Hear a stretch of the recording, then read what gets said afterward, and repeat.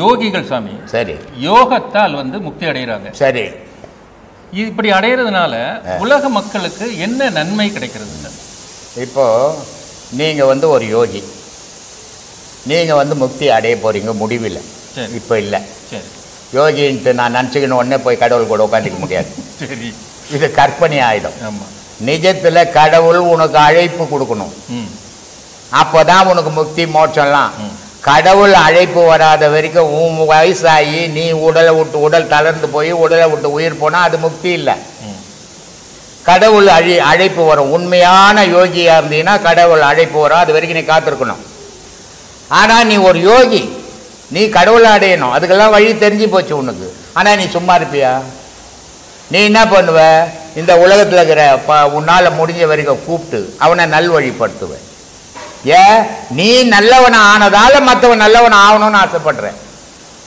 அப்போ உன்னால பல ஆயிரம் பேர் பயன்படுறான்னு, அது போதாதா? உன்னால உலகத்துக்கு தீமை கிடையாது, அது போதாதா? தீமை கிடையாது. அப்போ இதெல்லாம் தானே யோகியினுடைய வேலை. இதுக்காக அவன் போறான், போறதும் போறான், போற வழியில எதையோ 4 எரிச்சிட்டும் போறான், 4 பேர் பொறிக்க. ஆனா கெட்டவன் போனான்னா நான் போற வழியில இருக்கிறத பொறிக்கின்னு போடுவான். நல்லவன் போனான்னா இருக்கிறத எரிச்சிட்டு போயிடுவான். இதான் நல்லவனுக்கும் கெட்டவனுக்கும் வித்தியாசம் சாமி.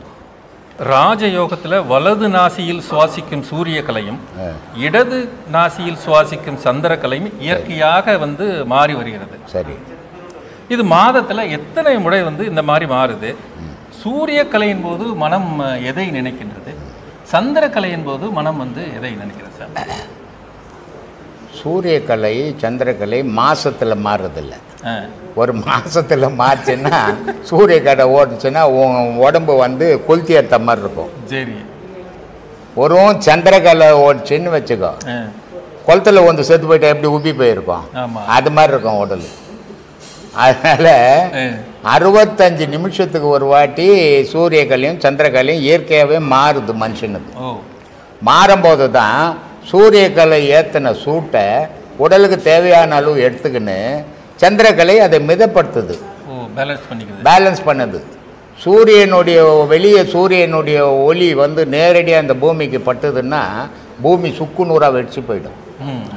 அப்போது நம்ம என்ன நினைக்கிறோம்? பகலில் பார்க்குறோம் சந்திரனே இல்லை, ராத்திரியில் மட்டும்தான் சந்திரன் வருது அப்படின்னு நினைக்கிறோம். இல்லை, சந்திரன் எப்பவுமே இருந்துக்கினே இருக்குது.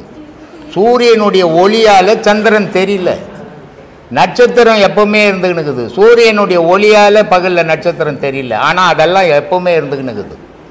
அதே மாதிரி அந்த சூரியன் கொடுக்குற வெப்பத்தை இந்த பூமி எவ்வளோ தேவையோ சந்திரன் மிதைப்படுத்தி கொடுக்குது. அதில் தான் நம்ம வாழறோம். இல்லைன்னா இங்கே ஒரு புல் பூச்சி கூட இருக்காது, எல்லாம் காஞ்சி கருவடாக போயிடும். பூமியே வெடிச்சிடும் அந்த வெப்பத்தில். அதை காப்பாற்றக்கூடியது தான் சந்திரன். அந்த சந்திரனுக்கு பேர் தான் இந்து மதம்னு வச்சிருக்கு. இந்த மிதைப்பத்தி உயிரினங்கள் வாழறதுக்கு வழி செய்கிற சந்திரனுக்கு பேர் இந்து. அதனால இந்த சுகமா நம்ம அனுபவிக்கிறதால நம்ம மதத்தை இந்து மதம்னு மாத்தினாங்களே தவிர தனி ஒரு மனிதனுக்கு உரிமை கிடையாது இந்துன்றது. உலகம் ஃபுல்லா இந்து. இப்போ மதங்கள் வேறு வேறு இருக்கலாம். இப்போ நமக்கு ஓடுற மூச்சு சூரியக்கலை சந்திரக்கலை. சரி, இது இந்துக்களுக்கு மட்டும் சூரியக்கலை சந்திரக்கலை, வேற நாட்டில் இருக்கிறவங்களுக்கு வேற கலையா வரும்? உலகம் ஃபுல்லா ஒரு கலை தான், சூரியக்கலை சந்திரக்கலை தான். அந்த 2 மூச்சு இல்லை சொன்னா உலகத்தில் ஒரு பொருளும் இருக்காது. மதங்கள் வேற வேறுனு மனசு தேடிக்கிச்சே தவிர மூச்சு உலகத்தில் இருக்கிற அத்தனை பேருக்கு ஒன்று தான்.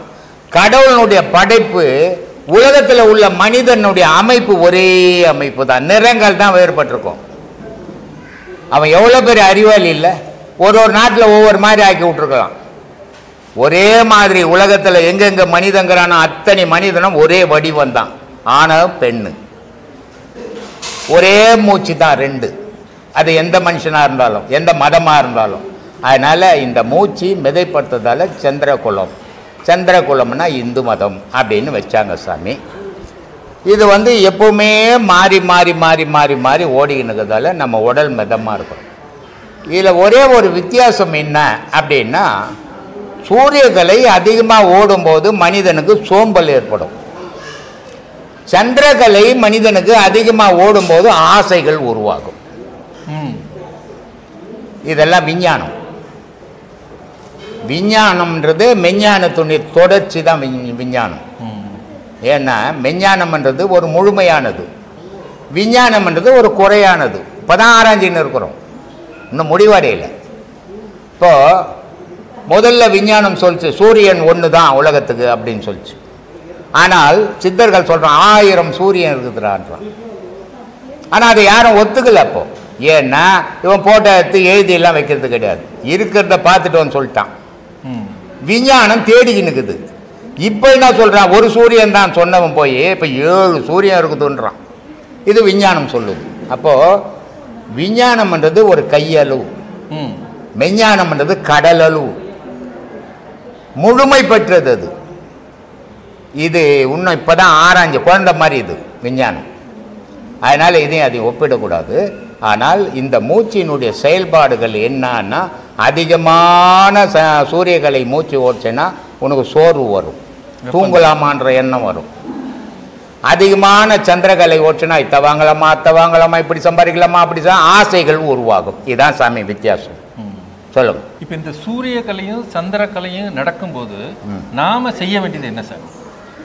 நீ அதை ஒன்றுமே செய்ய முடியாது சாமி. நீ என்ன செய்ய முடியும்? ஒரு யோகி செய்ய முடியும், ஒரு சராசரி மனுஷனால ஒன்றும் செய்ய முடியாது. ஏன்னா இப்போ நம்ம பேசுகிறோம் சூரியகலை இருக்குது சந்திரகலை இருக்குது அப்படின்லாம் இப்போ பேசுகிறோம். சராசரி மனுஷன் இதை பற்றி பேசுவானா? உடலை பற்றி தான் பேசினுப்பான். என் உடம்பு பிடிக்குது, என் உடம்பு பிடிக்குது, நான் இத்தை பண்ணுவேன் அத்தை பண்ணுவேன், இப்படி தான் பேசினுப்பான். ஏன்னா அவன் கண்டது உடல், அவன் காணாதது உயிர். உயிரை கண்டவனுக்கு தான் அதனுடைய நிலைகள் என்னான்னு தெரியும், உயிரை காணாதவனுக்கு அது தெரியாது. அப்போ ஒரு சராசரி மனுஷன் அதை பற்றி அவன் யோசிக்க போகிறதே கிடையாது, அதனால் அவன் எதுவும் பண்ண போகிறதில்லை. ஆனால் ஒரு யோகி என்ன பண்ணுவான், சந்திரகலையிலே ஓடுது, அவனுக்கு குளிர்ச்சி ஆகுது உடல் அப்படின்னா அவனே மாற்றுவான் சூரியகலைக்கு. சூரியகலைக்கு மாற்றி அந்த கோல்டை வந்து ஈட்டாக்குவான். சரி, சூரியகலையிலே ஓடி உடல் ரொம்ப உஷ்ணமாகுது, மோஷன் கூட போக முடியல அப்படின்னா உடனே சந்திரகலையை மாற்றுவான். அது யோகிக்கு சாத்தியம், ஆனால் சராசரி மனுஷனுக்கு சாத்தியம் இல்லது. ஒன்றும் பண்ண முடியாது. மூச்சு போதா இல்லையான்னு நீ யோசித்ததே கிடையாது. அப்படி இருக்கும்போது நீ எங்க அது மேல போய் மாத்துவத்த? அவனுக்கு இந்த உடலை மறந்துட்டு அவனுக்கு இருக்கிறதெல்லாம் உயிர் மேல நினைப்பு, அதனால அவனால முடியும். ஒருத்தரால முடிஞ்சது என்னால முடியும்லாம் சொல்லக்கூடாது. முயற்சி பண்ணலாம், ஆனா முடியும்னு முடிவு பண்ணக்கூடாது. ஒரு பணக்காரங்கிறான், அவன் பணக்காரன் ஆயிட்டான், நான் கூட ஆயிடுவேன்னு வாயில பேசுறேன் தவிர ஆனா ஆக முடியாது. ஆகத்துக்கு முயற்சி பண்ணலாம். அது மாதிரி யோகியினுடைய நிலையும் சராசரி மனுஷனையும் ஒப்பிடவே கூடாது. நமக்கு இதுக்கு முன்ன எவ்வளவு ஜென்மம் எடுத்திருக்கோம்னு தெரியாது, இனிமே எவ்வளவு எடுக்க போறோம்னு தெரியாது. இதுதான் நம்ம கடைசி ஜென்மமா இல்லையான்றது எப்படி தெரிஞ்சுக்கிறது சுவாமி? தெரிஞ்சுக்கவே கூடாதுமா. தெரிஞ்சுக்கினீங்கன்னா விபரீதம் வந்துடும். என்கிட்ட சிங்கப்பூர்லேருந்து புருஷன் பொண்டாட்டி 2 பேர் வந்தாங்க. அவர் சொன்னார், நான் இமயமலைக்கெல்லாம் போய் வந்தேன். ஆமாம் சாமி அங்கே உட்காந்துங்கிறா, சிவபெருமான் உட்காந்துங்கிறா, நீ வரேன்னுட்டு ஆசீர்வாதம் வாங்கினு வரப்பேன். டூரிஸ்ட் மாதிரி போய் வரீங்க, கடவுளை தேடி போகல, நீங்கள் டூரிஸ்ட் மாதிரி போய் வரீங்க அப்படின்ட்டு. அவருடைய சம்சாரத்துக்கு, எங்கள் சம்சாரத்துக்கு ஒரு சந்தேகங்க அப்படின்னாரு. என்ன சந்தேகங்க அப்படின்னு, நான் போன பிரிவில் என்னவா இருந்தேன்னு தெரிஞ்சுக்கணுங்க அப்படின்னு. என்னடா வம்பு வேலையாக போச்சு அப்படின்னு நினச்சிக்கணும். நான் சொன்னேன், எத்தனை பசங்கம்மா உனக்குன்னு? 2 ஆம்பளை பசங்க. என்ன பண்ணுறாங்கன்னு, ஒருத்தன் சிங்கப்பூரில் கடை வச்சுக்கிறான், ஸ்பேர் பார்ட்ஸ் கடை. ஒருத்தன் வந்து கவர்மெண்ட்டில் வேலை செய்கிறான். ரொம்ப சந்தோஷமாக. போன பிறப்பில் நான் என்னவா இருந்தேன்னு கேட்குறேன். போன பிறப்பில் நீ பிச்சை எடுத்துக்கின்னு இருந்த, இப்போ போய் பிச்சை எடுமா அப்படின்னு. இல்லைங்க, அது எப்படிங்க? ஏன்னா 2 பிள்ளைங்க சம்பாதிச்சு கொடுக்குது, புருஷன் சம்பாதிச்சு கொடுக்குறாரு, போய் பிச்சை எடுக்க முடியாது. சரி, இதுவா? நான் இது சாதாரண குடும்ப விஷயம். போன பிறவியில் நீ ஓமந்தூர் ரெட்டியாரனுடைய தங்கச்சியாக இருந்து, இது மைசூர் மகாராஜாவினுடைய தங்கச்சியாக இருந்த, போய் பாகம் கேளுமான்னு கேட்க முடியாதுன்னு. அப்போது கடவுள் எவ்வளோ பெரிய அறிவாளி பாரு. ஒரு மனித உடல் இருக்கிற வரைக்கும் அதுக்குள்ளே 1000 எண்ணங்களை போட்டு வச்சுருக்கிறோம், 1000 அனுபவங்களை வச்சுருக்கிறோம். ஆனால் இந்த உடல் விழுந்த உடனே எல்லா அனுபவமும் இந்த உடலோடு அழிஞ்சு போகுது. அப்போது அந்த முன்பிறவியினுடைய ஞாபகம் இருந்துச்சுன்னு சொன்னால் இந்த பிறவியில் எவ்வளோ விபரீதங்கள் நடக்கும். இப்போ நான் பிச்சைக்காரனாக இருக்கிறேன், போன பிறவியில் எங்கள் தாத்தா பணக்காரனாக இருந்திருப்பார், இப்போ தெரிஞ்சதுன்னா அதில் போய் பாகம் கேட்க மாட்டேன் நான். அது தெரியாத கம்மன் இங்கே உட்காந்து கத்தி கிடக்கிறேன். எப்போவுமே முன்பிறவியும் சரி பின்பிறவியும் சரி தெரிஞ்சதுன்னு சொன்னால் வாழ்க்கையில் விபரீதம் நடக்கும். இறைவன் வந்து பேரறிவாள நம்மள மாதிரி இல்லை. அப்போது இறைவன் விபரீதம் நடக்கும், உலகம் அழிஞ்சிடும், அவனுக்கு அந்த ஞாபக சக்தியை இழந்துடணும், அந்த உடலோடு போயிடணும் அப்படின்னு உருவாக்குறதால நிம்மதியாக வாழ்ந்துன்னுக்கிறோம். அதனால் முன்பிறவியில் அடுத்த பிறவியில் நமக்கு வரப்போகிற விபரீதங்கள் தெரிஞ்சிச்சுன்னா நம்ம வாழ்க்கையில் நிம்மதியாக இருப்போமா? இருக்க முடியாது. போன பிறவியில் இருந்த வசதிகள் தெரிஞ்சிச்சுன்னா நிம்மதியாக இருப்போமா? அப்பவும் இழந்துடுவோம். அதனால் இது ரெண்டுமே தெரியக்கூடாது. அவ்வை சொல்லும், ரொம்ப அழகாக சொல்லும் வார்த்தையை. ஒருத்தர் போய் நான் முப்பிறவியை பற்றி தெரிஞ்சுக்கணும்னு, இப்போ நீ என்னவா இருக்கிற? நான் ஞானியாக இருக்கிறேன், எல்லாத்தையும் விட்டுட்டு தானே வந்துக்கிறேன். சரி, முன்பிறவியில் வந்து நீ பணக்காரன் வந்து இப்போ திருப்பி பணக்காரன் ஆவியான்றது, இல்லை ஆக மாட்டேன்றது. ஆவாத்துக்கு உனக்கு எதுக்குடா இந்த வீண் வேலையெல்லாம், ஞானத்தை தேடி போடான்றாங்க. அது மாதிரி எப்போவுமே இருக்கிற காலம் வரைக்கும் நல்லதை செய்து வாழணும், இருக்கிற காலம் வரைக்கும் தர்மம் செய்து வாழணும், இருக்கிற காலம் வரைக்கும் கடவுளை முழுமையாக நம்பி வாழணும். அதுதாம்மா வாழ்க்கை. அதை விட்டுட்டு நான் போன பிறவி இந்த பிறவி அடுத்த பிறவியெல்லாம் யோசனை பண்ணினா விபரீதங்கள் வரும். அதனால் அதெல்லாம் மறந்துடும். சாமி, நம்ம பிண்டங்கள் கொடுக்குவது எதற்காக சுவாமி? இது பிராமணர் வந்து வகுத்து வச்சு அவங்க தொழிலுக்காக வகுத்துதுங்க. இந்து மதத்தினுடைய அடிப்படைப்படி பார்க்கும்போது ஒரு ஒரு உயிர் உடலை விட்டு ஆன்மாவோடு கலந்துடும். உயிர் தனியாக போகாது. சாகாக்கால் போகா புனல் வேகா தலை பற்றி அதுக்கு விளக்கம் கொடுத்துருங்க. அது நேற்று வீடியோவில் வந்துருக்குது, ஒரு 2 நாள் முன்ன வீடியோவில் வந்துருக்கு. இந்த பிண்டம் வந்து இந்த சாகாக்கால் போகா புனல் வேகா தலை, சாகாக்கால்னா உயிர், போகா புனல்னா விந்து, வேகா தலைன்னா ஆன்மா. இது முப்பொருளாக இருந்து தான் மனிதனை இயக்குது உலகத்தில். ஆனால் மரண தருவாயில் இந்த 3ம் ஒன்றா போய் இணையுது. ஒன்றா இணைஞ்சு தான் ஆன்மாவாக வெளியே போகுது. அப்போ மறுபிட ஜனனம் எடுக்கும்போது என்ன பண்ணுது, இது 3ம் ஒன்றா பூந்து தனித்தனி இடத்த பிடிக்குது. அப்போது ஒன்று இந்த விந்துன்ற சக்தி வந்து இடுப்பை பிடிக்குது, ஆன்மான்றது வந்து இதை பிடிக்குது, உச்சியை பிடிக்குது, உயிரின்ற மகாவிஷ்ணு வந்து வயிற்றை பிடிக்குது. இந்த முப்பொருளாக இருந்து தான் இயக்கம் நடத்துது. இங்கே உலகத்தில் நீர் நெருப்பு காற்று இது 3 தானே இயக்கம். ஆகாயம் இருக்குது, பூமி இருக்குது, 2 இயக்கம் கிடையாது. ஆனால் இந்த முப்பொருள் தான் இயக்கம். அதே மாதிரி மனித உடலுக்குள்ள ஆகாயம் தலை, பூமி உடல். ஆனால் இந்த உடலுக்குள்ளவும் முப்பொருள் தான் இயக்குது, நீர் நெருப்பு காற்று தான் இயக்குது. அப்போ காற்றாக இருக்கிறது உயிர். அந்த உயிர் தான் சாகா காலுன்றோம். அது அழிஞ்சிடுது. காற்று அழியுமா? அழியாது. அப்போ காற்று அழியறதில்லை. விந்து போகுமான்னா போகாது, உன் உடலுக்குள்ளே அது போயிடும். அதே மாதிரி நாதத்தை வந்து ஏதாவது தண்ணி நினைக்குமா இல்லை கத்தி வெட்டுமானா எதுவும் வெட்டாது ஆன்மாவை. அதனால் இந்த முப்பொருளும் சேர்ந்து தான் போகுது. அதுதான் சாகாக்கால் போகா புனல் வேகா தலைன்னு. அப்போது அப்படிப்பட்ட உடல் வந்து வேறு பிறப்பு எடுத்துடுது. வேறு பிறப்பு எடுத்து அது பிறந்து அது வளரும்போது இந்த நீ செத்த உன் தாத்தா செத்து போயிட்டார். உன் தாத்தா பிறந்து வளர்ந்து எப்போவோ 4 குழந்தைங்களை பெற்று அங்கே வாழ்ந்துன்னுக்கிறார். அவர் ஒரு அப்பாவா. நீ கொடுக்குற பிண்டத்தை யார் வாங்கிறது சொல்லு? இந்த பிண்டம் கொடுக்கறது இதெல்லாம் வந்து பிராமணர் அவங்களுடைய தொழிலுக்காக வச்சுக்கணும். ஆனால் வீட்டில் தவசம் கொண்டாடுறது, இந்த காரியம் செய்யறது, இதெல்லாம் தேவையானா கண்டிப்பாக தேவை.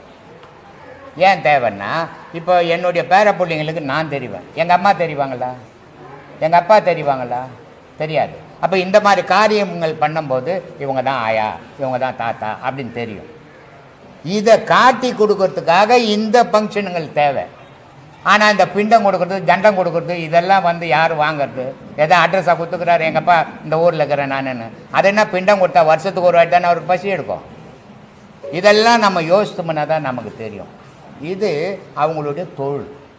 அந்த தொழிலுக்காக இதெல்லாம் வகுத்து அவங்க வச்சுக்கிறாங்க. உனக்கு விருப்பம் இருந்தால் பிண்டம் கொடு, விருப்பம் இல்லைன்னா விட்டுடு, தேத்தி விட்டுடு.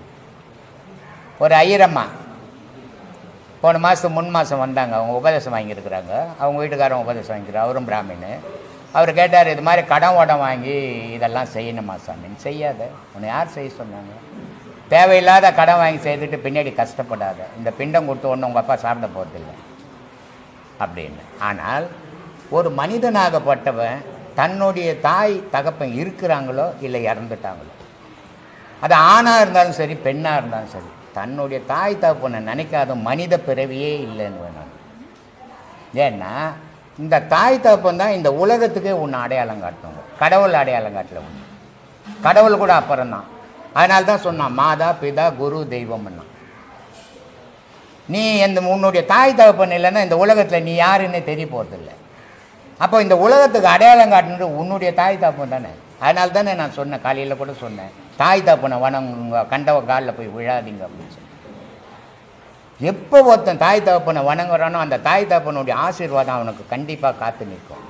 எப்போ தாய் தகப்பனை உதாசனம் படுத்துறானோ அந்த தாய் தகப்பனுடைய வயிற்றறிச்சல் அந்த பிள்ளைங்களுடைய வாழ்க்கையை கெடுத்துரும். இதெல்லாம் வர்றது கல்யாணம் பண்ணிக்காது. அப்புறம் நீ ஆம்பளை எப்போ வந்து மீச தாடியெல்லாம் வச்சு காமம் வராதுன்னா என்ன பண்ணுவாத்த? சொல்லுப்பா, பதில் சொல்ல மாட்டியா? செத்து போனோன்றான். அது வரலக்கூடாதுன்னா செத்து போனோம், அதான் வழி. அதுக்கு அது உயிராக இருக்கிற வரைக்கும் அது இருந்து சாப்பிட்ற இல்லை, ரத்தம் ஊறுது இல்லை, அதுலேருந்து தான் வருது விந்து. சாப்பிடாத நிறுத்தினா காமம் வராது. சாப்பிடாது நிறுத்திப்பார். ஒரு 20 நாள் சாப்பிடாத எதையுமே தானாக காமம் அடங்கிடும். சாப்பாடு சாப்பிட்ற வரைக்கும் காமம் இருந்துக்குன்னு தான் இருக்கும். உப்பு காரம் எல்லாம் ஒன்றும் இல்லை. வரும் சோறு போட்ட துணிவியா பிடிக்கலையா? அப்புறம் காமம் வரக்கூடாதுன்ற எப்படி வராது இருக்கும்? டெய்லி வரும் சாப்பாடு வச்ச சாப்பாடு போட்டு உப்பு குழம்பு கிழம்பு இல்லாத சாப்பிட்டுருவோம். ஒரு 20 நாள் தானாக அடங்கும். காரம் புளிப்பு உப்பு இருந்தால் காமம் வரதான் செய்யும். சொல்லுங்கப்பா. சித்தர்கிட்டலாம் அந்த தகுதி உனக்கு இருக்குதா? சித்தர் 10 வயசில் போயிட்டா, நீ எத்தனை வயசில் வந்துக்கிற? இன்னொருத்தரை ஒப்பிட்டே பேசக்கூடாது. அவங்க நிலை வேறு, உன் நிலை வேறு. அவன் ஒரு பிறப்பில் சித்தன் ஆகலை, பல பிறப்பு எடுத்து சித்தன் ஆனான். நீ ஒரு பிறப்பில் இன்னும் 1வது கூட தெரிஞ்சுக்கல, சித்தர்களை பற்றி பேசுகிற. சித்தர்னா அவ்வளோ விளையாட்டு விஷயமா? ஏம்மா இந்த உப்பு இல்லை, அவங்க சொன்ன உப்பு வேறு உப்பு. நீ சாப்பிட்டுக்கிற உப்பை சொல்லலை, அவங்க வேறு உப்பு. அது உனக்கு என்னத்துக்கு அந்த உப்பை பற்றி? என்ன சொல்கிறாரு திருக்குறளா? என்ன சொல்கிறாரு? இல்லை என்னப்பா சொல்கிறாரு? சொல்லு. என்னப்பா புக்கு எடுத்துன்னு வந்துட்டா, பாட்டு எடுத்துன்னு வந்துட்டா, அதுக்கு பொருள் தெரியலன்ற. அப்போ என்ன சொல்கிறாரு? என்ன சொல்கிறாரு? அதில் விளக்கம் என்ன சொல்கிறாரு?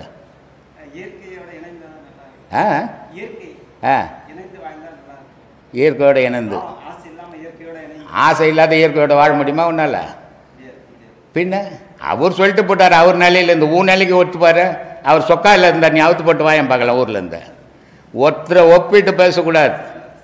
அவர் சொல்கிறாரு வளர்த்தலும் அழித்தலும் வேண்டாம், உலகம் பழித்ததை அழித்து விடுனாரு. முடியுமா உன்னால?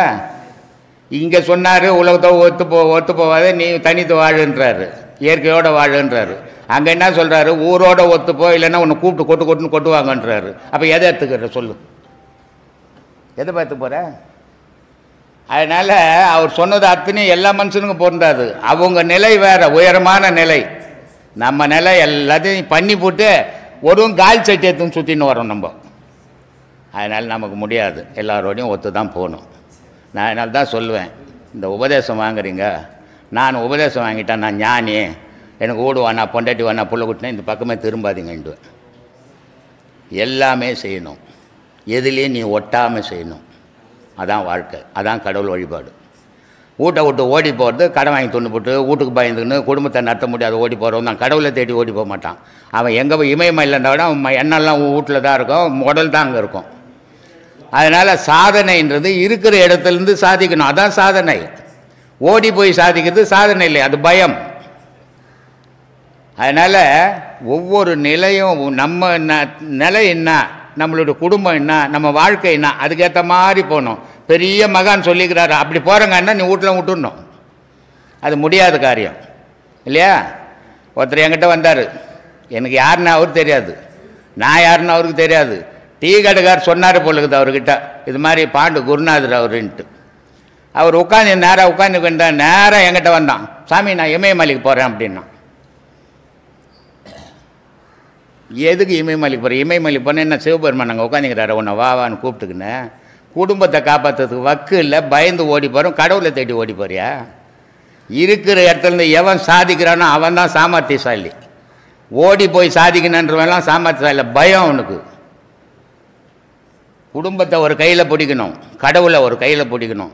எல்லா குடும்பத்திலையும் நமக்கு வயசானோடனே பிள்ளைங்க நம்மளை கேட்டில் வெளியே வச்சுருவாங்க, உள்ளே சேர்க்க மாட்டாங்க வீட்டு உள்ள. இல்லை, எல்லாருக்கும் அந்த கதி தானே, உலகமே அதுதானே. அப்போ தள்ளாட்டம் வரும். தள்ளாட்டம் வரும்போது அப்போ வரும் நமக்கு எண்ணம், அது வரைக்கும் நம்ம சம்பாதிக்கிறோம், வீடு நம்ம பேச்சு கேட்குது, எல்லாம் கேட்குது, நான் தான் பெரிய ஆளுன்னு வீட்டில் இருப்போம். நமக்கு வயசாகி பாக்கெட்டில் பணமும் போய் மனத்தில் பலமும் போச்சுன்னா உள்ளே வெளியே உட்கார வைப்பாங்க. வெளியே உட்காரும்போது இவ்வளோ சம்பாரிச்சேன், இவ்வளோ போட்டேன், பிள்ளைங்களை காப்பாற்றினேன், இப்போ என் கதி என்னான்னு தெரியலையேன்னு நினைக்கிறப்பார். அப்போ 2 கையில் கடவுளை பிடிச்சிடணும். ஓடா யாரும் வேணா எனக்கு கடவுளுக்குறான்டான்ற எண்ணம் வரும். அது இப்போதிலேருந்து பழகினா தான் வரும், அப்போ திடீர்னு வராது. அதுக்காக தான் இதை பண்ணுங்கன்றது.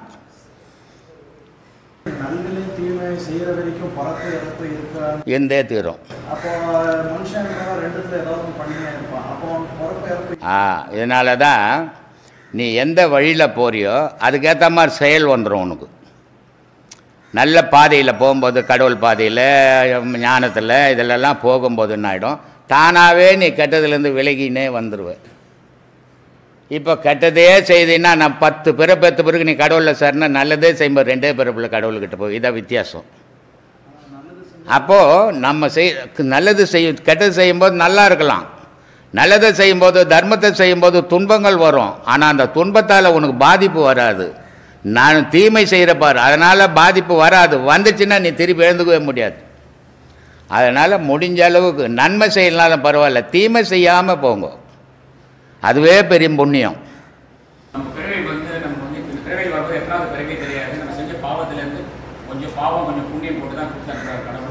சரி சரி.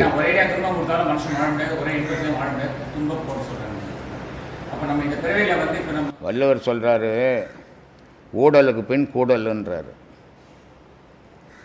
அது என்ன அர்த்தம்? சண்டை போட்டுக்கு நான் குடும்பத்தில் பொண்டாட்டிக்கிட்ட அப்புறம் சேரும்போது சாதாரணமாக சேர்ந்ததை விட இன்பமாக இருக்குமா இல்லையா? அதனால் ஒரு மனுஷன் எப்போ துன்பத்தில் இருந்து அவன் இன்பத்தை அடையிறானோ அந்த துன்பத்தை விட இந்த இன்பம் பெருசாக இருக்கும். ஒவ்வொரு மனிதனும் இந்த உலக விஷயத்தில் 70% துன்பத்தை அனுபவிக்கிறான். ஆனால் இந்த 70% துன்பத்தை அவன் ஏன் தாங்குறான்னா அந்த 30% இன்பத்துக்காக அதை தாங்கினுக்கிறான். அப்போ 30% இன்பம் கிடைக்குது. அந்த 30% இன்பம் கிடைச்சாலும் பரவாயில்ல, ஆனால் 70% துன்பத்தை அனுபவிக்க தயாராகிறான். அப்போது துன்பமும் இன்பமும் இல்லாதான் இறைவனுடைய பாதை. அங்கே துன்பமும் கிடையாது, இன்பமும் கிடையாது. எப்போ இன்பங்குதோ அதனுடைய தொடர்ச்சி துன்பம், எப்போ துன்பங்குதோ அதனுடைய தொடர்ச்சி இன்பம். இரவனுடைய தொடர்ச்சி பகல், பகலினுடைய தொடர்ச்சி இரவு. ஆணுனுடைய தொடர்ச்சி பெண், பெண்ணினுடைய தொடர்ச்சி ஆண். இந்த மாதிரி ஒன்றோட ஒன்று தொடர்பு கொண்டது அது. அப்போது இது ரெண்டும் இன்பமும் வேணாம் துன்பமும் வேணாம் அப்படின்னா அங்கே இடையில் என்ன இருக்குது, நடுவில் என்ன இருக்குது? இன்பம் இல்லாத துன்பம் இல்லாத அந்த வாழ்க்கை எப்படிப்பட்டது? என்ன துன்பமும் வானாம் இன்பமும் வானாம், அதுக்கு இடையில் என்ன வாழ்வு? அது ஒன்று மனுஷன் என்ன பண்ணுவான், துன்பப்பட்டுனுப்பான், இல்லை இன்பத்தில் இருப்பான். இன்பமும் வானா துன்பமும் வானான்னா அது என்ன வாழ்வு? ஏம்பா அமைதியான வாழ்வு. அப்போது மனிதன் பிறப்பு அமைதியாக வாழறதுக்கு தான் இங்கே பிறந்தான். இவன் ஆரவாரத்தில் விழுந்ததால் இன்பமும் துன்பமும் மாறி மாறி போச்சு. அப்போது ஆண்டவனுடைய வழிபாடு, அந்த வழிபாட்டில் போகும்போது அவனுக்கு இன்பமும் இல்லை துன்பமும் இல்லை, அமைதி கிடைக்குது. ஏன்னா உலகத்தில் இன்பம் இருக்குது, துன்பம் இருக்குது, அமைதி இல்லை. அப்போ அமைதியை வச்சுக்கிறவன் யார்? ஆண்டவன். இப்போது ஒரு பட்டாணி கடைக்காரங்கிட்ட போய் பட்டாணி கேட்கலாம், பட்டாணி கடைக்காரங்கிட்ட போய் டீ கேட்க முடியுமா? கேட்க முடியாது. அது மாதிரி அமைதியை வச்சுங்கிறவன் ஆண்டவன். அப்போ அவனை தேடி போனால் தான் நமக்கு அமைதி கிடைக்கும். உலகத்தில் ஆரவாரங்குது, அதனால் இன்பம் இருக்குது துன்பம் இருக்குது. அப்போ நம்மளுடைய பயணங்கள் எதை நோக்கி போகிறோம்? இது ஒரு நாள் 2 நாள், நான் ஒரு வாரம் போய் பார்த்துங்க, இல்லை ஒன்றும் நடக்கலைங்கன்னா அதெல்லாம் முடியும். வாழ்நாள் முழுதும் போனோம் இல்லை, அதுதான் உன்னுடைய முயற்சி. ஒரு நாள் 2 நாள் போயிட்டு ஒரு வாரம் போயிட்டு இல்லைங்க, ஒரு வாரம் போனோங்க நான் இல்லைன்றதுல பிரயோஜனமே கிடையாது. தெரிஞ்சு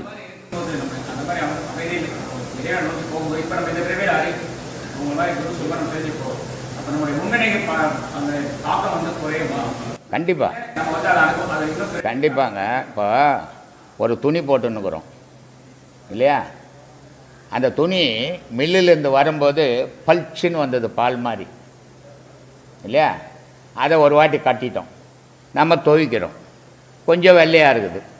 திருப்பி 2 வாட்டி கட்டணும், திருப்பி துவைக்கிறோம், அது வந்த மாதிரி இல்லை கலர். எவ்வளோ தான் துவைச்சாலும் நம்ம அது வந்த கலர் இல்லை, மாறி போச்சு. அப்போ என்ன பண்ணுறோம், அந்த வெள்ளாவில் வச்சு இது பண்ணுவோம், வேக வைப்பாங்க. அப்போ வேக வச்சா ஓரளவுக்கு வெள்ளையாக வரும். இந்த வெள்ளாயில் வச்சு வாழ வைக்கிறது தான் யோகம். யோகம்ன்றது என்னது? வெள்ளாயில் வச்சு மனுஷனை வேக வைக்கிறது. அவன் எப்படி அடுப்பில் துணியங்களால் போட்டுட்டு பானைங்களில் கீழே அடுப்பு கொளுத்துவான், அந்த கொதிப்பில் அந்த அழுக்கெல்லாம் வெளியே வர சோட்டா மாவில். அந்த மாதிரி இந்த யோகம்ன்ற நெருப்பில் நீ செய்த பாவ வினைகள் கழிஞ்சிக்கினே இருக்கும். ஆனால் தொடர்ச்சியாக செய்யணும், இல்லைன்னா முடியாது. வாழ்நாள் முழுக்க அதை பிடிச்சிக்கணும். எதையோ வாழ்நாள் முழுசும் பிடிச்சிங்கிறிய, ஆண்டவனை பிடிக்கும் வாழ்நாள் முழுதும். சரி, ஆண்டவன் கூட வேணா, உன்னை பிடிச்சிக்க வாழ்நாள் முழுதும். பொண்டாட்டியை பிடிச்ச, புள்ளையை பிடிச்ச, பேரனை பிடிச்ச, பேத்தியை பிடிச்ச, சுகத்தை பிடிச்ச, சொந்தத்தை பிடிச்ச, எல்லாத்தையும் பிடிச்ச. உன்னை மறந்திய நீ.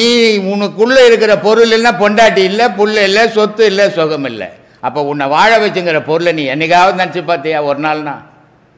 இவ்வளோ பேர் புகழ், இவ்வளோ சொத்து சொந்தங்கள் எல்லாத்துக்கும் அடிப்படையாக தானே. 5 வயசுல செத்துருக்கலாம், பிறந்த உடனே செத்துருக்கலாம், 30 வயசுல செத்துக்கலாம். இவ்வளோ நாள் உன்னை காப்பாற்றின்னுக்குதே, அந்த பொருளை மறந்துட்டோமே. இதான் நன்றி மறந்ததுன்றது. எது நமக்கு நன்மை செய்தோ அதை மறந்துட்டு யார் எதிர்த்து நிற்கிறானோ அவனுக்கு போய் நன்மை செய்துங்கிறோம் உலகத்தில், இல்லையா? இதை யோசித்தால் புரியும், யோசிக்கலன்னா புரியாது. சொல்லுங்க. தேக உணர்வே இல்லாமல் எப்படி? நான் தான் சொன்ன, செத்துட்டா இருக்கலாம்பா. ஒரே பதில் தான் அதுக்கு. செத்தால் உணர்வு கிடையாது, 8 வச்சுனாலும் அங்கேயே கிடக்கும். என்னான்னு கேட்க போதில்லை. அது ஒரு வழி தான் அதுக்கு, வேறு வழியே கிடையாது. அது டாக்டரு குடலையே வயிறெல்லாம் ஆப்ரேஷன் பண்ணுறாரு. அவர் நினச்சா நெற்றிக்கண் திறந்துடலாம். முதல்ல நெற்றிக்கண் எங்கே இருக்குதா? எவன் நான் சொல்கிறதெல்லாம் பொறிக்கிற பொருளுக்குதா? விளையாட்டு விஷயம் நினச்சிக்கினாதா? கல்யாணம் ஆயிடுச்சா? என்ன பண்ணா வேலை செய்கிற? ஏன் பண்ணுற அந்த வைத்தியம்? ஏன் நீ பண்ணணும்? ஏன்பா பண்ணணும்? ஏன் பண்ணுற? ஏதோ ஒன்று பண்ணணும்னு ஏன் பண்ணுற? நீ பாட்டு சும்மா இருக்க வேண்டியது தானே. எதுக்காக பண்ணுறத? சோத்துக்காக பண்ணிங்கிற. அது எதுக்கு உனக்கு சோறு? நீ தான் சாக போடணும், உணர்வே இல்லாதக்கிறனாச்சு. உனக்கு எதுக்கு சோறு? இதெல்லாம் செய்யக்கூடாது, சும்மா உட்காந்துரு. அதான் சுகம். நிம்மதி இருக்கட்டும். நீ யாருன்னு தெரிஞ்சுக்கணும். நீ எப்படி இருக்கிறன்னு தெரியுமா? நீ என்னவா இருக்கிறன்னு தெரியுமா? தெரியாது. இப்போ தெரியாது உனக்கு. எத்தனை பாடம் வாங்கியிருக்கிற? ஏமா 2 வாங்கிக்கிற. இப்போ தெரியாது. 4வது பாட்டில் நீ எப்படி இருக்கிறன்னு தெரியும். ஏன்னா நான் என்ற பொருள் ஒளிமயமாக இருக்குது. என்னவாகுது? ஒளியாக இருக்குது. ஒளின்றது நன்மையை தரக்கூடியது. அப்போது இந்த பௌர்ணமின்றது நன்மையை தரக்கூடியது. எல்லாத்தையும் தெரியும். வெளிச்சம் தானே எதையும் பார்க்க முடியும். வெளிச்சம்னா எதுவும் தெரியாது. கல்லில் வைக்கிறோமா, முள்ளில் வைக்கிறோமா, காலைன்னு கூட தெரியாது. அப்போ வெளிச்சம் வேணும், நம்ம வாழணும். அப்போது நமக்குள்ளே ஒளி பெருகணும். ஒளி பெருகணும்னா அந்த ஒளி நாளில் தான் இந்த பாடத்தை உபதேசம் கொடுக்கணும். இருளில் கொடுப்பாங்க. இருளில் யார் கொடுப்பான்? தீமையை செய்கிறோம். மாந்திரிகவாதி அமாவாசையை கொண்டாடுவோம். நமக்கும் அமாவாசைக்கும் சம்மந்தமே கிடையாது. பௌர்ணமிக்கும் நமக்கு தான் சம்மந்தம். உன்னுடைய ஆன்மா பிரகாசமாக இருக்குது. ஆனால் இப்போ அறியல, நீ அறியிற காலம் வரும். அதே மாதிரி வானத்தில் வர நிலவு பிரகாசமாகுது. அந்த நிலவு இல்லைன்னா நம்ம இங்கே யாரும் உயிரோடவே இருக்க மாட்டோம். சொல்லுங்க. மனசுங்கிறது, மனசு அப்படிங்கிறது வந்து கவனம், மனசு, இது ரெண்டுக்கு என்ன சம்மந்தம்? அது தனித்தனியாக அவ்வளோ. கவனம்னா நினைப்பு தானேங்க. அது மனசோட சம்மந்தப்பட்டது. கவனம்ன்றது அது நினைப்பு தானே. சரி, அப்போ அது மனசை சம்மந்தப்பட்டது. அப்போ அதை மட்டும் நம்ம இந்த நெத்தியில் கவனத்தை வைங்க, கவனத்தை வைங்கன்னு சொல்லுவோம். என்ன கவனத்தை வைக்க சொன்னாங்க? கவனம் எத்தனையோ விதங்குது. அப்படியா? பொண்டாட்டி மேலே கவனமாக இருப்பான். பிள்ளைங்க மேலே ரொம்ப கண்ணும் கருத்தும் கவனமாக இருப்பான். எங்கே போகுது, எங்கே வருதுன்னு. பணத்து மேலே கவனமாக இருப்பான். அது மாதிரி எத்தனையோ கவனம் இருக்குது. ஆனால் இங்கே சொல்லிக் கொடுக்குற கவனம் உங்கள் மேலே கவனத்தை வச்சுக்கோங்க, ஊர் மேலே வைக்காதீங்கன்றது. இந்த கவனம் வேறு, அந்த கவனம்லாம் வேறு. மனசு அடங்க மாட்டேங்குது. அப்புறம் கவனத்தை மட்டும் எப்படி தனியாக அடங்கணும்? 1 நாள் 2 நாளில் மாடு இடிக்கிற மாடு, அதை போய் நேராக புஷ்ண மாடு தான் நம்ம புஷ்ணம் வந்தோன்னா குத்தி போட்டோம் நம்மளை. அதனால் இது குறைஞ்சது உங்களுக்கு 5 வருஷமாவது ஆகணும். அப்போ தான் அடங்கும். எத்தனை வருஷமாக அடங்காத ஊரெலாம் சுற்றிக்குது. இது கொஞ்சமாவா சுற்றிக்குது, கொஞ்சமாவா ஆட்டம் போட்டுக்குது. அது 1 மாதம் 2 மாதம் 6 மாதத்தில் அடங்காது. அது தானாக அது வேணும். மூச்சு அடங்கினா மனம் அடங்கும், மனம் அடங்கினா மூச்சு அடங்கும். அதுக்கு தான் திருமூலர் சொன்னார், ஏற்றி இறக்கி இருகாலும் பூரித்து காற்றை பிடிக்கும் கணக்கறிவாளிக்கு கூற்றை ஒதிக்கும் குறியதுவாமேன்னார். இது நல்லா ஏற்றி இறக்குடா, அப்போ தாண்டா மூச்சு அடங்கும். மூச்சு அடங்கினா தான் மனம் அடங்கும். இது பண்ணுறவன் என்னன்னா எந்த செயலையும் ஈடுபடக்கூடாதுன்னாரு. நீங்கள் என்ன வேலை செய்கிறீங்க? இதெல்லாம் பண்ணிக்கின்னு போயிட்டு என்ன மனம் அடங்கலைன்னா அப்புறம் வேலை விட்டுட்டு வீட்டில் தான் உட்காந்துக்கணும். இதெல்லாம் செய்ய முடியாத. மனம் அடங்கிட்டானா அடங்கிட்டான்னு உட்காந்துருங்க. ஏன் செய்யணும் அந்த வேலை? இவ்வளோ காலம்தான் சம்பாரிச்சு போட்டிங்களே, முடியாது. ஏன்னா புகழ் போயிடும், பணம் போயிடும். அதனால் செய்தான். இதெல்லாம் செய்துட்டு எனக்கு மன அடங்கல்னா எப்படி அடங்கும்? சும்மா இருப்பதே சுகம்னா சும்மா இருக்க முடியலையே. உலகத்தில் இருக்கிறதுலே கஷ்டமானது எதுனா சும்மா இருக்கிறது. தள்ளாத வயசில் கூட ஒரு தொடப்பத்தை கூட தள்ளிக்கின்னு இருப்பாங்களே தவிர சும்மா மட்டும் இருக்க முடியாது. தின்ன மேலே உட்காந்து பாரு, ஒரு 80 வயசு சுடுகாட்டுக்கு போக போகிறாரு அவர். அவரை போய் தாத்தா என்ன பண்ணுறேன்னா சும்மா உட்காந்து சும்மா உட்கார மாட்டான். உட்காந்துன்னு அமெரிக்காக்காரன் ஏன் குண்டு போட்டான், என்னத்துக்கு பண்ணான் அவன், நீ யோசிச்சுப்பார். யோசனை இருக்கிற வரைக்கும் மனுஷன் இருக்கும், மனசு இருக்கும். அந்த யோசனை நிற்கணும். நிற்கணும்னா செயல் நிற்கணும். முதல்ல எல்லா செயலும் செய்து என் மனம் நிற்கலையானா எங்கே நிற்கும்? நீங்கள் தானே அதை போய் செய்கிறீங்க. அப்படி எப்படி நிற்கும்? நிறைய பேர் கேட்குறாங்க, மாயில் மாட்டிக்கணுங்க. பொண்டாட்டி உன்னை வந்தால் தேடின்னு வந்து கட்டிக்கணும். நீ தானடா அவங்க வீட்டுக்கு போய் பொண்ணு கேட்டு கட்டிக்கணும் வந்த, அப்புறம் மாயில் தான் மாட்டிக்க வேண்டியது வரும். இந்த மாதிரி செயலெல்லாம் நம்ம செய்துட்டு அடங்கலைன்னா அடங்காது. எப்போ செயல் நிற்குதோ அப்போ மனம் அடங்கும். மனம் அடங்குச்சுன்னா செயல் நின்றுடும். ரெண்டும் தொடர்பு. புலன் அடங்கணும், மனம் அடங்கும். மனம் அடங்கினா புலன் அடங்கும். அதுக்கு தான் சொன்னான், இருவினை மாடுகளை ஏக வீடு கோனேன்னா. இந்த 2 மாட்டை நல்வினை தீவனன்ற மாட்டை நல்லா ஓட்டினேன்னா அடங்காத மனம்ன்ற மாடு அடங்கிடன்றான். இதை நம்ம ஓட்டவே முடியலையே. அரை மணி நேரம் உட்காந்தாவே நமக்கு பல ஞாபகம் வருது, எழுந்து போடுறோமே. அப்புறம் மனம் எப்படி அடங்கிட்டோம்? சும்மாவே அடங்கிறதா யாருமே இங்கே வர வேண்டியதே இல்லையே. அதனால் சாத்தியம் இல்லாத விஷயம். அதெல்லாம் அவ்வளோ சீக்கிரம் அடங்கிறது இல்லை. ஏன்னா பல காரியங்கள் பல பிறப்புலேயே செய்து, இந்த ஒரு பிறப்பில் மட்டும் இல்லை, பல பிறப்பில் அலைஞ்சி இருக்குது இந்த மனம். அப்படிப்பட்ட மனம் வந்து இப்போ திடீர்னு அடங்கன்னா அடங்கிடாது. ஆனால் எடுத்து போட்டுற பொருளாக அது. மனம் போயிடுச்சுன்னாவே பொணமாக மாறிடுவோம். அப்புறம் எப்படி நடக்கும் அது காரியம்? அதனால் மொல்ல தான் அடக்கணும். அது போக்கிலேயே போய் அதுவும் கூடவே உறவாடியாக அடக்கணும். அதனால தான் சொன்னான், அவித்த வித்தே முளையாது அப்படின்னா. இந்த மனசை வேக வைக்கணுமா நெருப்பில். எடுத்து போட்டிங்கன்னா ஒரு பொருள் இந்த வருஷம் வச்சுருந்த அடுத்த வருஷம் போட்டினா கூட முளைச்சிடுமா. ஆனால் வேக வச்சுட்டு போட்டிங்கன்னா அது முளைக்காது. அது மாதிரி உனக்கு பிறப்பு வேணான்னா இந்த உடலை யாக குண்டம்ன்ற உடலில் இந்த மனசை வெயிச்சிடுறான்றான். வேக வச்சுட்டு அது பிறப்பு எடுக்காதுன்றான். யார் வேக வைக்க தயாராகிறதுங்க? யாராலையும் முடியல. போனவொடனே இங்கே கேட்குறதோடு சரி, போனவொடனே எல்லா செயலையும் இறங்கிடுறோம். அப்புறம் எப்படி அடங்கிட்டோம் அது? அதனால் அடங்கிறதுக்கு வாய்ப்பே கிடையாது. நம்ம தான் நம்ம மனசை அடக்கணும். அடுத்தவனால அடக்க முடியாது. இந்த அவருக்கு ஒருத்தர் சொன்னார், ஒரு நல்ல குரு நினச்சா 3வது கண் திறந்துடலாமா? எங்கே இருக்குது 3வது கண்ணுன்னு தெரியுமா? அது மாதிரி இந்த மாதிரி கற்பனையில் பேசக்கூடாது. எந்த குருவாலையும் முடியாது. 3வது கண்ணு குருவால் முடியும்னா டாக்டர் எம்பிபிஎஸ் படிச்சுட்டுக்கிறேன் நான் தொந்தர மாட்டான் எல்லாம் இருக்கும். ஆஸ்பத்திரிக்கு போகிறவங்களாம் கண்ணு. அது மாதிரி இதெல்லாம் நம்மளா ஒரு பிரமையை உண்டாக்கக்கூடாது. எது நிஜமோ அதை மட்டும் பேசணும். எது முடியுமோ அது மட்டும் பேசணும். முடியாதெல்லாம் பேசக்கூடாது. அதனால் மனம் அடங்கினா உங்கள் செயல் அடங்கணும். செயல் அடங்காமல் மனம் அடங்காது. ஏன்னா நீங்கள் பல தொழில் செய்யணும், பல பேருக்கு ஐடியா கொடுக்கணும், பல பில்டிங் கன்ஸ்ட்ரக்ஷன் பண்ணுறீங்க. அதெல்லாம் செய்யும்போது மனசு எங்கே அடங்கும்? இது மேலேயே இருக்காது, அது மேலே தானே இருக்கும். அப்புறம் எப்படி மனம் அடங்கும்? அதனால் போகிற போக செய்துக்கினே போங்க, தானாக அடங்கும். அது 1 மாதம் 2 மாதத்துலலாம் அடங்குற வேலை விஷயம் இல்லாது. அது வருஷ கணக்கு பல பிறப்பு ஒன்றும். அதுக்கு எந்த ஞானியும் பிறந்த உடனே ஞானியாக வந்தது கிடையாது. அவன் பல பிறவி எடுத்து ஒவ்வொரு பிறவியில் முடிச்சு கடைசியில் ஒரு பிறவியில் முடிச்சுட்டு போகிறான். அது மாதிரி நம்ம நிலையும் அப்படி தான்.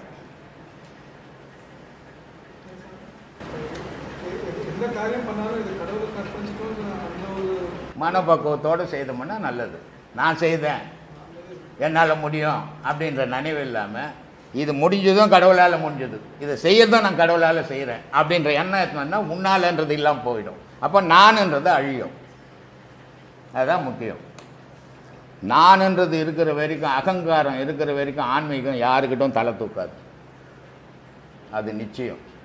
அந்த அகங்காரன்றது அடங்க அடங்கந்தான் ஆன்மீகம் வளர ஆரம்பிக்கும். ஆன்மீகம்ன்றது ஒரு செடி மாதிரி, அது வளர்ந்து விருட்சம் ஆகிற வரையும் காத்திருக்கணும். விதை நட்ட உடனே நமக்கு மாம்பழம் ஒன்று கிடைக்குமா? கிடைக்காது. அதனால் விதை இப்போ தான் நட்டுருக்குறோம், அது வளர்ந்து செடி செடியாகி மரமாகி காய் காய்க்கிற வரை காத்திருக்கணும். ஏங்க காய்க்கல? விதை நட்டுனாங்கன்னா காய்க்காது. இது அது மாதிரி கற்பனை நிறைய பேர்கிட்ட உண்டு. அதனால் நானுன்றது அங்கே இருக்கக்கூடாது. என் செயல், நான் வாழறேன், கடவுளால் வாழறேன். நான் இதை செய்தேன், கடவுளால் செய்தேன், என்னால் செய்தேன், நான் செய்ய முடியும், என்னால் மட்டும்தான் முடியும்னா அது அகங்காரம். அகங்காரம் வளர வளர ஆன்மீகம் அழியும். சொல்லுங்க. உள்ள சொல்லிக் கொடுக்கணும், குரு சொல்லிக் கொடுக்கணும், உபதேசம் வாங்கணும். அப்போ எப்படி செய்யணும்னு சொல்லிக் கொடுப்பாங்க, அதுபடி செய்யணும். தானாக செய்திட முடியாது. தானாலாம் செய்தால் அது எல்லாம் சும்மா சொல்லிக்கலாமே தவிர செய்ய முடியாது. தானாலாம் யாரும்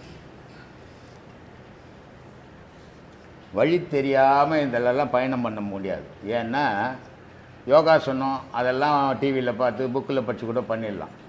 இது அது உடல் கலை, இது உயிர் கலை. இது ஒரு குரு இல்லாத பண்ணக்கூடாது, விபரீதத்தை உண்டாக்கிடும். உணர்வுகள் இருக்குது, உணர்வுகள் ஒளியில் இருக்குங்கிறாங்க. நீயே ஒளியிலேருந்து வந்தால்தான். ஒளின்னு ஒன்று இல்லைன்னா நீ இருக்க மாட்டேன்.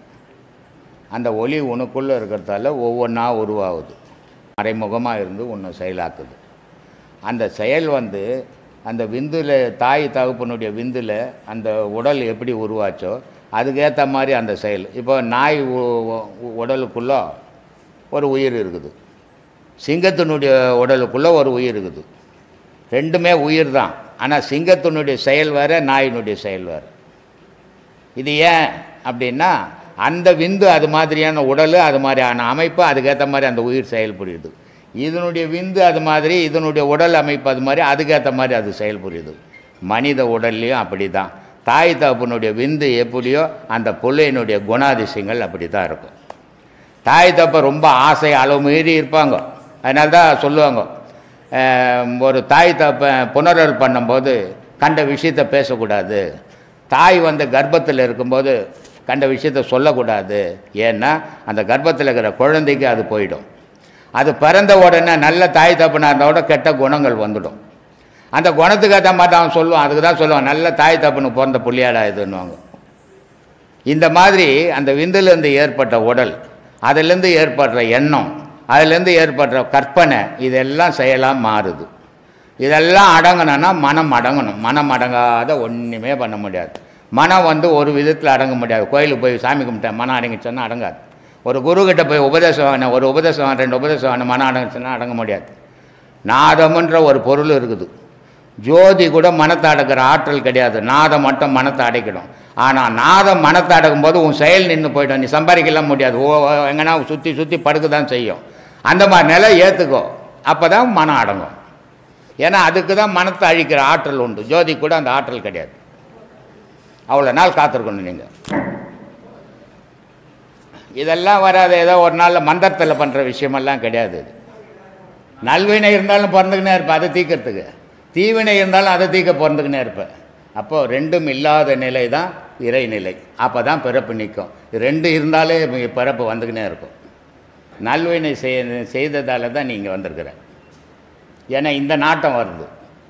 தீவினை செய்யும்போது இந்த நாட்டம் வராது. சாயா கடை, ரவுடி, கல், கஞ்சா, குப்பை, கூலம் அதில் போயிடுங்க. நல்வினைக்கும் தீவினைக்கும் என்ன வித்தியாசம்னா, நீ நல்வினை செய்ய செய்ய உன்னை நல்ல பாதைக்கு வச்சுன்னு வந்துடும். அது தீவினை செய்ய செய்ய உன்னை நல்ல பாதையில் இருந்தீங்கன்னா கூட கெட்ட பாதைக்கு வச்சுன்னு போயிடும். இந்த செயலுக்கு ஏற்ற மாதிரி தான் நம்மளுடைய வாழ்க்கை அமையும். அதனால தான் நெட்டில் கூட சொல்லியிருப்பேன், நல்லதை செய்யுங்க, துன்பப்படுறீங்கன்னு கவலைப்படாதீங்க, அந்த துன்பம் ஒரு நாள் நீங்கிடும். தீவினை செய்யும்போது அன்றைக்கி நல்லா இருக்கும், பின்னாடி வர துன்பத்தை தீர்க்கவே முடியாது அப்படின்னு சொல்லியிருப்பேன். அதனால் நல்வினை செய்யுங்க, நல்லதே கிடைக்கும் உங்களுக்கு. ஏன்பா கடவுளை உணரணும். முதல்ல உணரு. கடவுள் அட்ரஸ் கொடுத்துக்கிறாரா? எங்கன்னா அட்ரஸுக்கு தான் கடவுளுக்கு இந்த ஊரில் இருக்கிறேன், இந்த கோயிலில் இருக்கிறேன், இந்த தெருவில் இருக்கிறேன்ட்டு அப்புறம் எப்படி உணர்வேன்? ஒரு ஆள் தெரிஞ்சால் தானே அந்தாலும் பார்க்க முடியும். தெரியாதாலும் எங்கே போய் தேடுறது நம்ம? சொல்லுவான். இது மாதிரி தான் நிறைய பேர் ஏமாந்து சுற்றிங்கிறாங்க. கோயில் கோயில் கோயில் கோயிலாக என்னமோ சாமிங்க அங்கே இருக்கிற மாதிரி. கடவுள்ன்றதே உனக்குள்ளே தான் இருக்கிறாரு. உன்னை தெரிஞ்சுக்கினீன்னா கடவுளை தெரிஞ்சுக்கலாம். உன்னை தெரிஞ்சுக்காத வரைக்கும் கடவுளை தெரியும். நீன்றது நானுன்றது யார்? கண்ணா, மூக்கா, தலையா, வாயா, காலா, கையா? நீ எது நீன்னு சொல்லு பார்க்கலாம். அப்போ உன்னையே உனக்கு தெரியலையே, அப்புறம் கடவுளை எப்படி தெரிஞ்சுக்க முடியும்? அப்போ முதல்ல உன்னை அறி, கடவுளை அறியலாம். அதனால் கடவுளை தெரிஞ்சுக்கிறது அவ்வளோ சாதாரணமான விஷயம் இல்லை. அவன் காட்டில் சோறு தண்ணி இல்லாத ஆணு உள்ள உச்சந்தலை முடி தரைக்கு போயிடுச்சு, கால் நகங்கள்லாம் சுருண்டு போச்சு. அவனே கடவுளை பார்க்க முடியலைங்க. ஊர் உள்ளதுக்குன்னு நான் பார்த்துட்டேங்க, நான் சேவிச்சிட்டேங்க அப்படின்னு நான் சொத்து சுகத்தை சேர்த்து வச்சுங்க. சொத்துக்கும் சுகத்துக்கும் கடவுளுக்கும் சம்பந்தமே கிடையாது. உடலுக்கும் கடவுளுக்குமே சம்பந்தம் கிடையாது. அப்புறம் மற்றதுல எங்கே சம்பந்தம் படும்? அதனால் உன் உள்ளத்தை சீர்படுத்தி உன் மனசை உனக்குள்ளவே திருப்பிக்கும். உன்னையே யோசித்து நான் யார், நான் யார், நான் யார், எதுக்கு பிறந்தேன், ஏன் வளர்ந்தேன், சாகிறதுக்காக பிறந்தேன்னு கேள்வி கேட்டுனேரு கடவுளை தெரிஞ்சுக்கலாம். சொல்கிறாரு சிவவாய்க்கர், கடவுள்ன்றதை ஒரு ஊராக சோறு கட்டின்னு திரியிறான்டா தேடிக்கின்னு, ஆனால் பார்க்க முடியல. ஆனால் அது அவனுக்குள்ளவே இருக்குது, அவன் அறியவே மாட்டேன்றான் அதை அப்படின்ட்டு. ஓடி ஓடி உட்கலந்த ஜோதியை நாடி நாடி நாட்களும் கழிந்து போய் வாடி வாடி வாடி போன மாந்தர்கள் கோடி கோடி எண்ணி இருந்த கோடியனும். இந்த கடவுளை தேடி செத்து போனோம் எவ்வளோ நீ எண்ணியே சொல்ல முடியாதான்ட்டான். சரி, இப்படி கடவுளை தேடி யாருமே பார்க்கல, செத்து போனவன் எண்ணி சொல்ல முடியல. அப்போ எப்படி தான் கடவுளை தெரிஞ்சுக்கிறான்னா, உருதரித்த நாடியில் ஒடுங்குகின்ற வாய்வினை கருத்தினால் இருத்தியே கபாலமேற்ற வல்லாரில் விருத்தரும் பலராவார் மேனியும் சிவந்துடும் அருள் தரித்த பாதம் அம்மை பாதம் சக்தியோன்றார். உனக்குள்ள தேடினா கடவுள் தெரிஞ்சிருவான்டா, ஊர்லாம் இந்த எண்ணெய் கிடைக்க மாட்டான்டான்ட்டான். அதனால் கடவுள் என்ற பொருள் கை ஜான் அளவில் தான் இருக்குது. ஆனால் கடவுள் என்ற பொருளை ஆயிரக்கணக்கான மைல் போய் தேடி கிடக்குறோம்.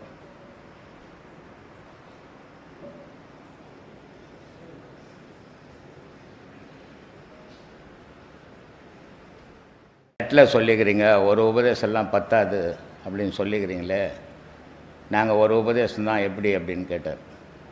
அப்போ நான் சொன்னேன், ஒரு வீடு கட்டுறீங்கப்பா, வீடு கட்டினோன்னா பேஸ் மட்டம் போடணும். பேஸ் மட்டம் போட்டுட்டா அது வீடு ஆகிடுமா? அப்போ ஒரு பாடம்ன்றது பேஸ் மட்டம் போடுற மாதிரி மேலே மேலே மேலே கட்டினா தானே அது முழுமை பெறும். அப்போ மேலே மேலே உபதேசம் வாங்கி அந்த உபதேசத்தை சீராக செய்தால் தான் அது முழுமை பெறும். உபதேசம் வாங்கிறதாலேயோ கடவுளே வந்து உபதேசம் கொடுத்தா கூட நீங்கள் செய்யலைன்னா அது உபயோகப்படாது. அது யார் செய்ய கொடுத்தாலும் சரி, நீங்கள் அந்த பாதை உங்களுக்கு மனசுக்கு ஏற்றுக்குச்சுன்னா அதில் தீவிரமாக பயிற்சி பண்ணணும். ஒரு நாள் கூட அது தவறக்கூடாது. தவறாமல் பயிற்சி பண்ணலாம். ஒவ்வொரு ஆளும் ஆண்டவனை அடைய முடியும். எல்லாராலையும் முடியும், யாராலும் முடியாதுன்றதில்ல. மனம் இடம் கொடுக்கல. மனம் வெளி உலகத்தில் சுற்றும் போது அதை அடையிறதுக்கு முடியாமல் போயிடுது. அதனால் உங்களுக்குள்ளே உங்கள் இறைவன் இருக்கிறான், அதை தேடுங்க, கண்டுபிடிப்பீங்க. ஒரு கிறிஸ்டின் ஃபோன் பண்ணுறாரு எனக்கு, கடவுள் நான் யார் சாமி அப்படின்னு. அவர் முதல்ல சொல்லிட்டார், நான் கிறிஸ்டின்னு அப்படின்ட்டு. கடவுள் நான் யாருன்னாரு. நீ தான்பா அப்படின்னு. நீ இல்லைன்னா கடவுள் இல்லைப்பா அப்படின்னு. என்ன சாமி எப்படி சொல்கிறீங்க? அப்போ பல மதங்கள் இருக்குது. அது மதங்கள் அமைச்சது வந்து பல பேருக்கு நன்மை செய்யறதுக்கோசம் இன்றைக்கி மதம் ஏறி தெரியுது. அது என்ன? அப்போ இயேசுநாதர் ஜீசஸை கும்பிட்றாங்கள, ஆமாம், அவர் ஒரு ஞானி. அவர் கடவுள் 3ஆவது நாள் உயிர்ப்பித்து வந்தவர் ஏன் ஒரு 30 வருஷம் இருந்துருக்கலாமா, ஏன் அன்றைக்கி போட்டார் அப்படின்னு. ஏன்னா யாருக்கு தாடி வச்சாலும் இயேசுநாதர் மாதிரி தான் இருக்கும். வந்தவர் ஒரு 30 வருஷம் இருக்கணும். இல்லை நான் பாடுறா, என்னை கொல்ல முடியாதுடா யாருன்னுட்டு அப்படி பாடினேன். இந்த முருகர், அம்பாள், சிவம்லாம் சொல்கிறாங்களே, இது என்ன சாமி இந்து மதத்தில்னா ஒவ்வொரு ஏக்கம்பா, நீ என்னம்மா, யார் நீ? என்ன நான் மனுஷன்னாரு. மனுஷன்னு சொல்லிட்டா போதுமா, கை காலெலாம் இருக்குது இல்லை உனக்கு? ஆமான்னாரு. அப்போ கை கால் தலை உடம்பு எல்லாம் சேர்த்து தானே நீ மனுஷன். அது மாதிரி சக்தி, சிவம், முருகன், விநாயகர்னு வச்சுக்குது உள்ளே இருக்கிற பொருளுக்கு பேர் பார்த்து அப்படின்னு. அது மாதிரி ஒரு முஸ்லீம் ஃபோன் பண்ணுறாரு, எங்கள் மதத்தை பற்றி என்ன நினைக்கிறீங்க அப்படின்னாரு. அவன் அம்மா அவனுக்கு ஒஸ்தி அப்படின்னு. உன் அம்மா உனக்கு ஒஸ்தி, என் அம்மா எனக்கு ஒஸ்தி. இல்லை யார் அம்மாவும் தாழ்ந்தவங்கள, யார் அம்மா உயர்ந்தவங்க இல்லை அப்படின்னு. அது மாதிரி இந்த மாதிரி கேள்விகளை கேட்குறாங்க. உதவி மற்ற கேள்விகள் இது. நம்ம யார், எதுக்கு வந்தோம், என்ன செய்கிறோம், எதை தேடணும், அதை விட்டுறோம். எதையோ ஒரு ஃபோன் நம்பர் கிடச்சிச்சின்னா போதும் கேள்வி கேட்டோம். நேற்று ஒரு அம்மா இப்போ ஆவடியிலேருந்து ஃபோன் பண்ணுறாங்க, எனக்கு ஒரே பையன் சாமி, அவன் வாழ்க்கை எப்படி இருக்குன்னு நான் அந்த ஜோசியமாக பார்த்துங்கிறேன். நான் என்ன பேசுகிறேன்னு கூட தெரியல அவங்களுக்கு. அந்த மாதிரி கேள்விகள்லாம் கேட்கக்கூடாது. சொல்லுங்கள் சாமி. காம உணர்வே இல்லாமல் எப்படி சாமி இருக்கு? இருக்கவே செத்து பண்ணால் இருக்காது, செத்துட்டீன்னா இருக்காதுப்பா. வீட்டுக்குள்ளே இருந்துக்குன்னு அம்மா வயிற்றில் அப்பா வயிற்றில் பிறந்துட்டு காமம் ஒன்று அம்பா காமம் வந்ததால் நீ வந்த, அப்புறம் உனக்கு காமம் இல்லாத எப்படி இருக்கும்? அதை அடக்கணும். செத்தா காமம் இருக்காது. சொல்லு வேற என்ன? இது கேள்வியா? ஐயோ ராமா, சொல்லுங்க.